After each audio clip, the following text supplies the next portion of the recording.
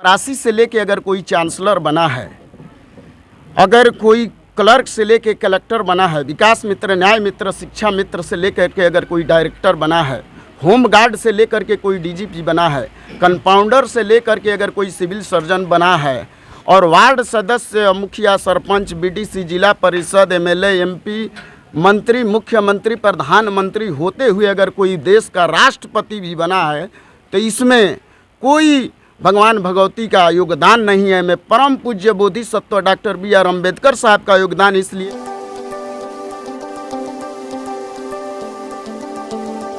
जय भीम। सबसे पहले तो मैं आप चैनल के माध्यम से कहना चाहेंगे, आपको बहुत बहुत धन्यवाद देना चाहेंगे कि आपने इस आवाज़ को, इस महापुरुषों के विचारों को जन जन तक पहुंचाने का संकल्प लिया है। मैं बौद्धाचार्य संजय बौद्ध, ग्राम धूमनगर, पोस्ट ऑफिस हथौड़ा, थाना हुसैनगंज, जिला सिवान, और साथ ही साथ इस कार्यक्रम को कराने वाले हमारे लहेजी पंचायत के मुखिया जी और सहयोग कर रहे संत जयराम बौद्ध जी को बहुत बहुत हार्दिक अभिनंदन, वंदन, स्वागत है कि उन्होंने ऐसा कार्यक्रम कराने के लिए। बी.आर. अम्बेडकर साहब का दो शब्द हम कहेंगे। अब डॉक्टर अम्बेडकर साहब के बारे में क्या कहना है, जैसे सागर से कितना भी बड़ा पात्र से आप पानी निकालें लेकिन सागर में कोई अंतर नहीं है, वैसे ही अम्बेडकर साहब के बारे में कहने से कुछ भी कहा जाए वो संभव नहीं हो पाएगा।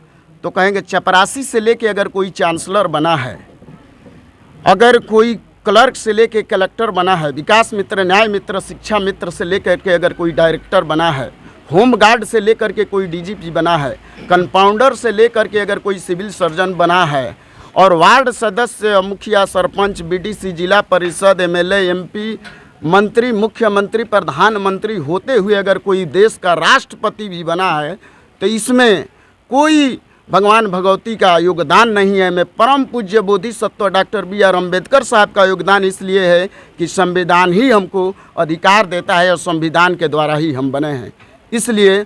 और मान्यवर कांसीराम जी का सोई कौम को जगाने वाले, एक एक वोट का महत्व बताने वाले महामानव मान्यवर कांसीराम साहब, संत कबीर साहब सामाजिक विडंबना का पर्दाफाश करने वाले, बोले नहाए धोए से क्या हुआ जब मन मैल न जाए, अमीन सदा जल में रहे धोए बास न जाए।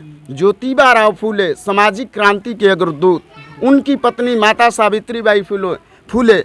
हम लोग तो शिक्षा की देवी सरस्वती जी को मानते हैं, लेकिन हम नहीं मानते हैं, लेकिन मतलब पूरा प्रचलित है, लेकिन वास्तविक देवी अगर कोई है तो माता सावित्रीबाई फूले, जिन्हें भारत के प्रथम महिला शिक्षिका, जिनका पूना में स्कूल है, सब कुछ है। और साथ ही साथ जगदेव बाबू कुशवाहा के बारे में कहा जाए कि बिहार लेनिन अमर शहीद जगदेव प्रसाद कुशवाहा साहब बोले कि 100 में 90 शोषितों ने ललकारा है, इस धन धरती और राजपाट में 90 भाग हमारा है। एक और नारा दिए थे कि अब की सावन भादों में गोरी कलाई कांदों में। और ललई सिंह यादव के पहले जो पेरियार साहब हैं, पेरियार साहब दक्षिण भारत के कट्टर मनुवादियों के विरोधी, और उन्होंने जो किताब लिखा उसका, ललई सिंह यादव कानपुर में जन्मे, ललई सिंह यादव जी कठारा ग्राम में, और उन्होंने वो सच्ची रामायण लिखी। उस सच्ची रामायण को यूपी गवर्नमेंट ने 9 अगस्त 1968 में उसको जब्त कर दिया। उसके बाद उन्होंने इलाहाबाद हाई कोर्ट में केस दायर किया और जजमेंट आया कि ये जो है ललई सिंह यादव को किताब वापस किया जाए, और वापस हो गया। उसके बाद यूपी गवर्नमेंट ने नहीं माना, उस केस को सुप्रीम कोर्ट में गया। 291-71 केस नंबर सुप्रीम कोर्ट, और हाई कोर्ट का है 412-70, और वहाँ गया। वहाँ के कृष्ण बी अय्यर और मुर्तुजा अली और एक और कौन श्रीवास्तव थे, 3 जज के खंडपीठ ने ये फैसला दिया, जजमेंट दिया कि ललई सिंह यादव को ससम्मान सच्ची रामायण को वापस किया जाए, और यूपी गवर्नमेंट पे 300 रुपये का जुर्माना लगा। ऐसे थे हमारे ललई सिंह यादव जी, कई बार जेल गए और बहुत लड़ाई लड़े। जगदेव बाबू कुशवाहा का उन्होंने कहा था पहली पीढ़ी जो है हमारा जेल जाएगा, दूसरी पीढ़ी, पहली पीढ़ी मार खाएगा, दूसरी पीढ़ी जेल जाएगा और तीसरी पीढ़ी राज करेगा।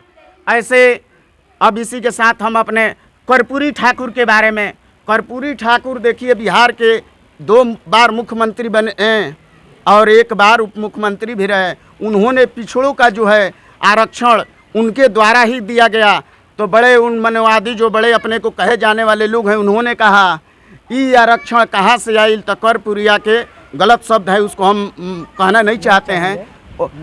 ये और भी लोग बोले थे कि कर कर्पूरी कर पूरा आ छोड़ गद्दी धर अस्तूरा। जो हमें मान सम्मान स्वाभिमान के लिए जो हमें हक अधिकार दिया, उसके लिए ऐसा शब्द का उपयोग करते हैं लोग। अब बताइए ये समाज, ये संत कैसे, छत्रपति साहू जी महाराज जिन्होंने 50% आरक्षण का प्रावधान किया, तो ऐसे ही संत महापुरुषों, संत शिरोमणि गुरु रविदास जी बोले हैं, ऐसा चाहूँ राज में जहाँ मिले सबे को अन्न, आ छोट बड़ सब सम बसे रविदास रहे प्रसन्न। एक बात और बोले हैं कि ब्राह्मण मत पूजिए जो होवे गुणहीन, आ पूजिए चरण चंडाल के जो होए गुण ज्ञान परवीन।